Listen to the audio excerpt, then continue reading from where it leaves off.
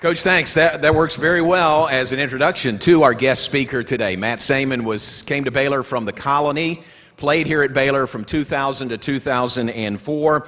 His book is The Leftovers. MattSaman.com is the website if you haven't read it. The Leftovers, Basketball Betrayal, Baylor and Beyond. And I remember after I read the book for the first time, and I've read it more than once, I reached out to Matt and I said, I'm sorry. I'm sorry, I didn't know you were going through all the things that you were going through, but it is a glowing testimony working through that, and he has a great story to tell. So folks, join me in welcoming now Matt Saman.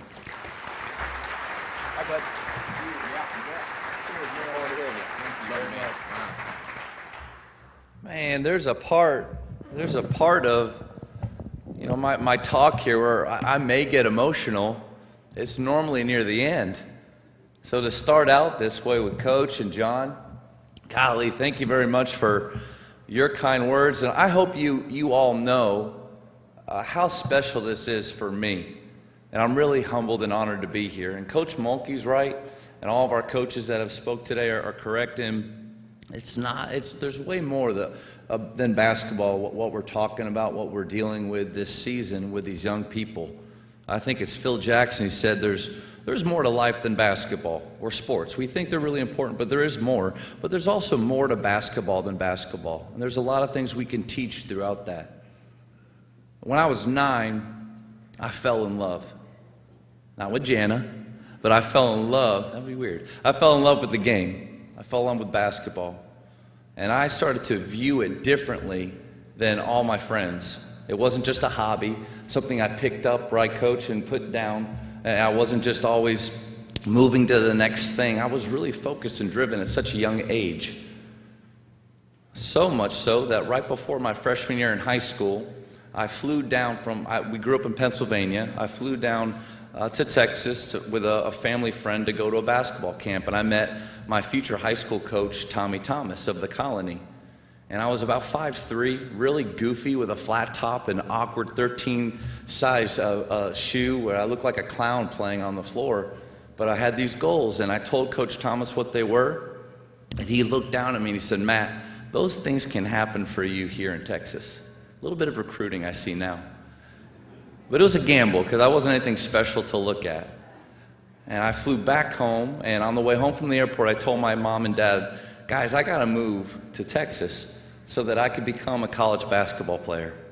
And within 2 weeks, they moved me down here, and they followed about a month later, and I started my freshman year at the Colony. So, safe to say that myself and my family, we were all in with this sport.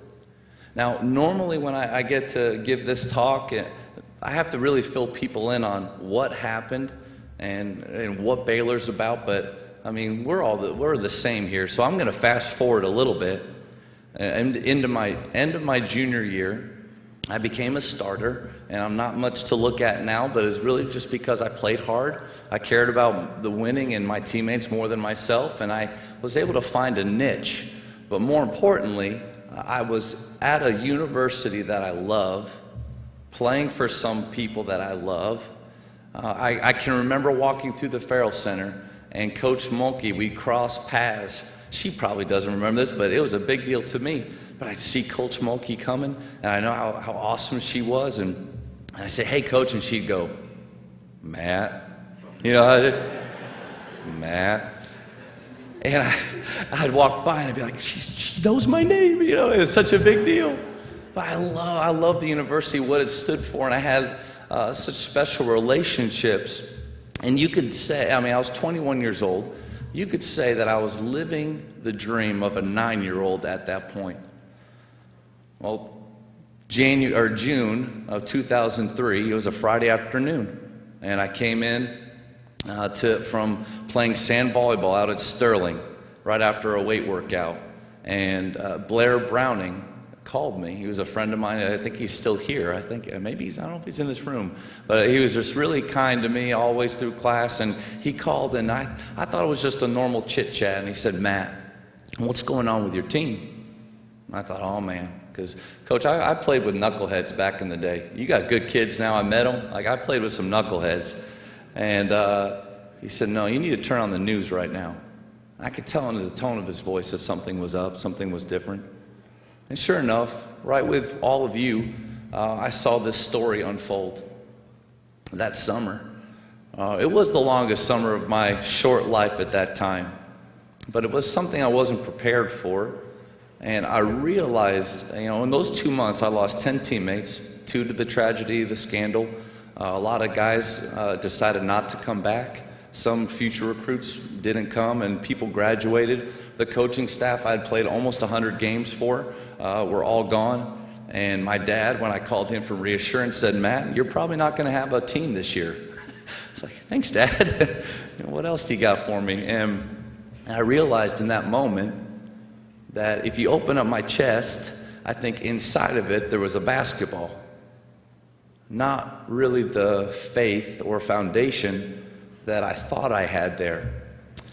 And I think it's important for us, everyone in here, whether you're coaches or business men, women, to evaluate your lives right now or constantly. I have to do it daily. Evaluate and see what is most important in your life. If it's your team, if it's your job, if it's your business, if that was taken away, ripped away from you in a second, because I did nothing to create that mess, but man, it affected me in a big way. If it's taken away from you in a second, what do you have left to stand on? What's your foundation? I realized as a 21-year-old something scary. I got nothing. And I had lived morally a good life up to that point. And I think I was known for that around the campus. But it's scary how quickly you can turn your back on 21 years of good habits.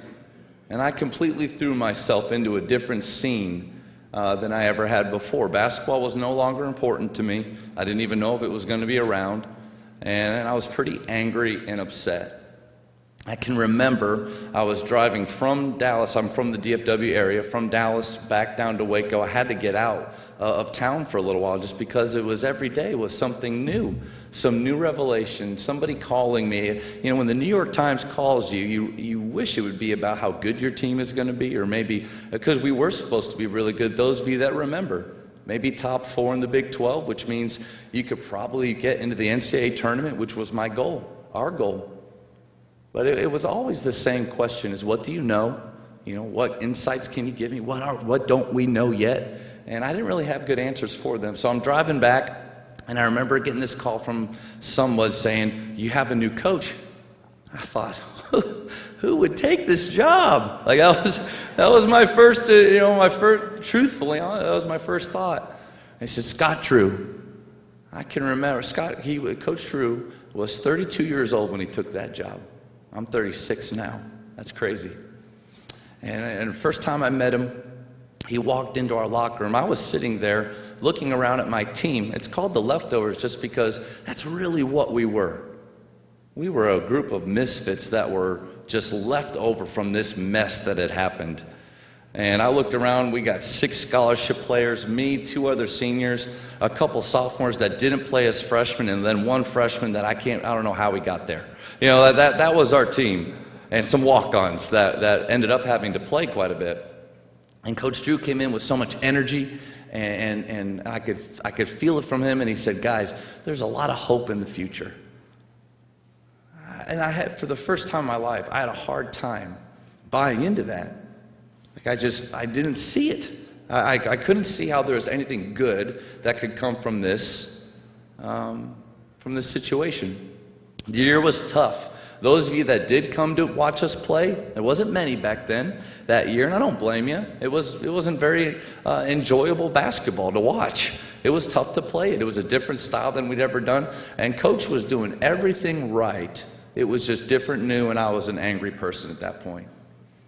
It was difficult. We were losing a lot of games that we used to win, and games that the previous coach had put in there just to kind of get our win total up. And we're losing to these people. We're playing bad. I'm having to play about 37, 38 minutes a game, which I'm not built for that. I can give you 20 really hard, but no more than that. And we were just losing. And I can remember one game especially. We were playing UTSA. We were down about 20, almost in the first half. And I was playing just halfway. It was not authentic effort. It was false effort. not my best. And Coach did something, I think, for the first time. He took out 5 scholarship players and put 5 walk-ons in. Those walk-ons played really hard, but then scholarship players beat walk-ons. That's what happens. And they started to beat our guys down. I can remember Coach looking down at the bench, and he said, "You guys better play hard. You better play hard." I went back in, and we didn't. And it was a lot to do with me. And that night, I had to really make a choice. And it was one of those things. I was so ready to quit that night. And I don't think anybody really would have blamed me for quitting, as you all remember how hard of a summer that was. And we had an assistant there, Coach Driscoll, that he gave me some really good advice. He said, "Show up tomorrow." I think that's helpful in any time when we're going through difficulties. Just continue to show up, one foot after another, one foot after another. I think there's a choice you've got to make when those tough times come. And it's not if, right? Because all of us, a lot of you, or some of you are older than me, you know that there's difficulties. You've either gone through them or you know that they're coming. You have a choice to make. We all do, which is to fight or to flee. One of the best decisions I've made in my life is to not flee at that moment. But I did have to make a choice. So if there's a line in the sand, I was trying to straddle it. I wasn't all in, but I also was just giving false effort and trying to act like Coach said, I was enjoyable to coach. He's being kind. I tried to show up the best I could, but it was different than I'd been before. But I did make that decision to go all in, but so did my teammates. Our coaching staff was already there. To fast forward, because again, some of you lived it right there with me, we ended up doing some amazing things. And it's not just because I got on board. I'm not that vain, or arrogant, but it's all of us together, just like we're doing in this room right here. All of us together united to try to make Baylor athletics, Baylor basketball, the best that it can be. We tried to do that as our team. Every night was our championship. And Coach said it right on the news years ago. He said, we weren't supposed to win a game. We weren't even supposed to be competitive. And I can remember it was early January. Purdue came in town, and they were ranked 22nd. They had beaten Duke, who was second earlier in the year. And we were down 4 with a minute and a half left. And I remember thinking, how in the world are we competitive right now? How are we doing this? But we were fighting our tails off, and our coaches had the right plan for us. And those moments, when I look over and I saw the Purdue bench, those guys were holding each other's hands, hoping their team makes free throws down the stretch so they don't lose to us. I thought, man, we're in good shape right now. Big 12 came along. The hits didn't stop. We went down to Texas, our very first game, and Terrence and our team, my 2 seniors, were academically ineligible. Our first sub that night was a walk-on. We had no other scholarship players. I can remember something special, though. We played really hard, and as we're leaving, I know we're all the same here. I don't like Texas. Sometimes I can't say that when I go, because I don't think they're here, and I don't like them. I don't like the people. I don't like the fans, and I don't like to play against them. I don't like the orange. Anyway, I go too far.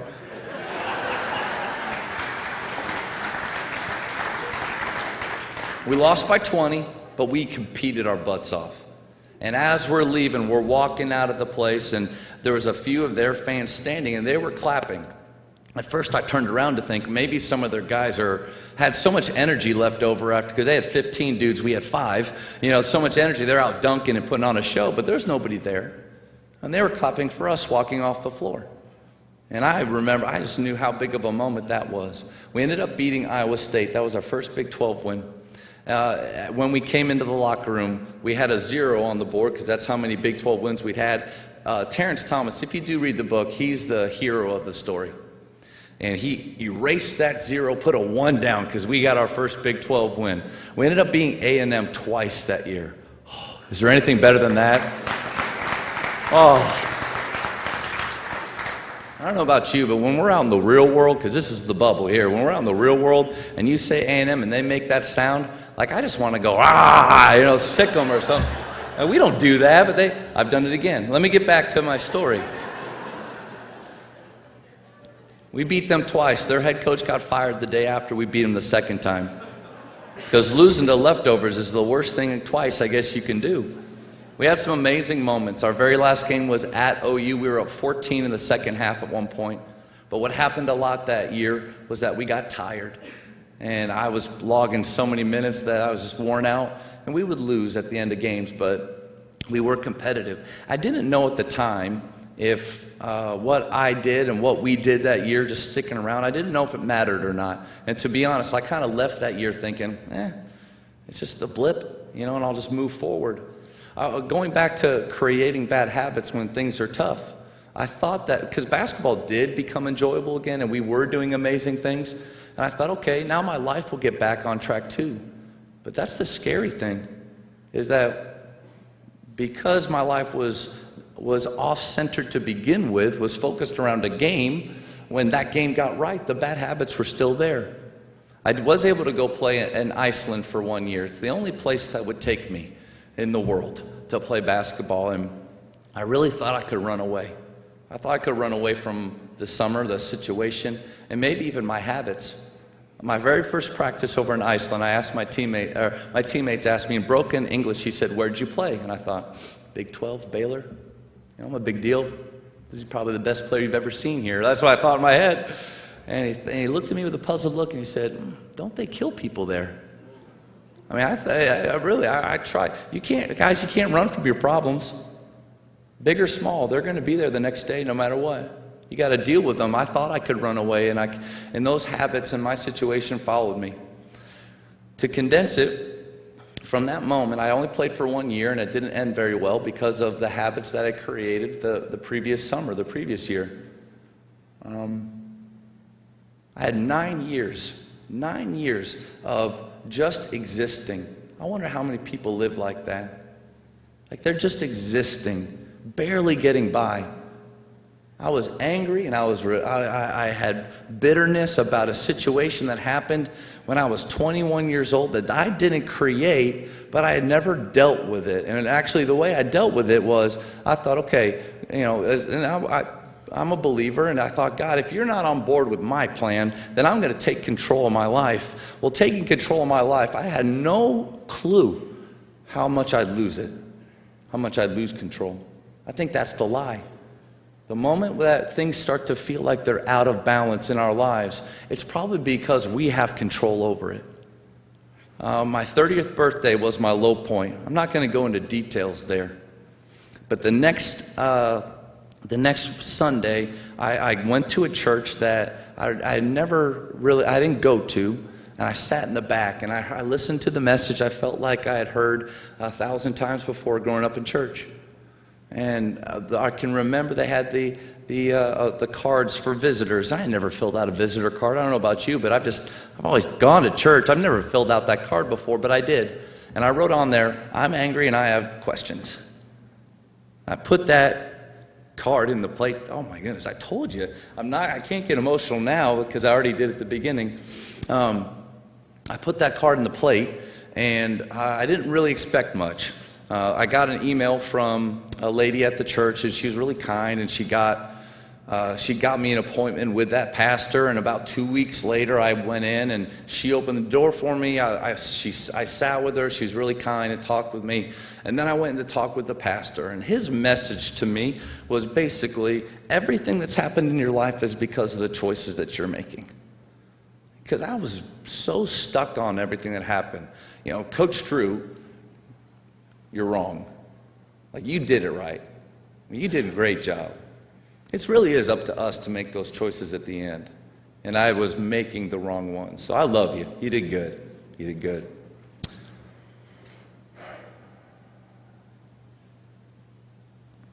So I had to give up control of my life. And just like you, I still have to do that. I'm a basketball coach up in DFW. I just deal with teenagers, and most of them, they don't want to play in college. So I'm trying to balance just everything and be disciplined enough to show up when you're supposed to show up, right? But I have to remember every day what's most important in my life, or else that job I start to take control. It takes control of my life.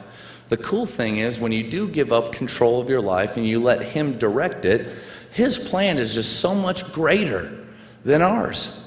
When I was 9, it was to be a college basketball player. That was my plan that I thought he was on board with.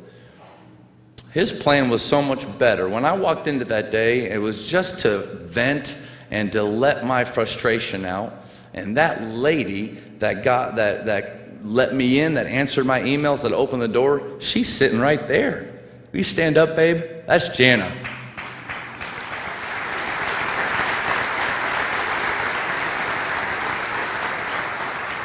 We've been married for 7 years now. Just because I decided to go in, I made that choice to fill out that stupid card that I never filled out before. But it opened up these doors and these possibilities. So I just want to finish up with a couple things. I know Coach Drew and his staff, I know that they're the real deal because of the way that they coach. And Coach Mulkey, I don't mean to leave you out, Coach. I know that they're all the real deal because of the things they say, but also the way that they treat their players. And you can see it when you're around them. The fact that they don't just value skill over the player's character and integrity. That's huge. A few years after I'd been done playing here, I didn't come back. And I didn't really know. My perception was I was really worried about how I'd be received.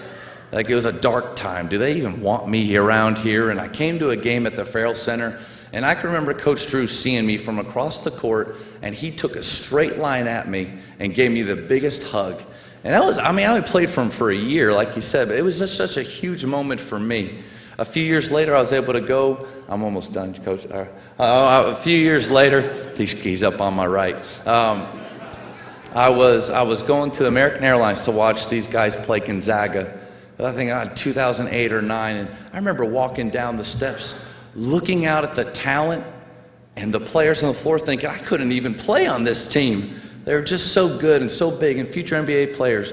And Pastor Weibel, big old Pastor Weibel, put his arm around me. And he said, "Matt, look out at the floor." And he said, "We wouldn't be here if not for what you guys did."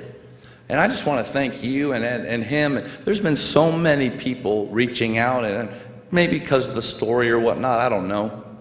But what we did back then mattered. It just took me a while to see that. What you do here matters. And the lives that you're pouring into by supporting the programs here at Baylor. I just want to thank you because I'm a part of that, and so are you. I know we're all excited for this year. And coaches, you're going to do an awesome job, have an awesome season. Thank you so much for letting me come back and be a part of this special day. Thank you.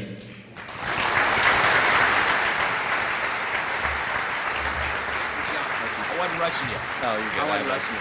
Good message. Yeah. Pat.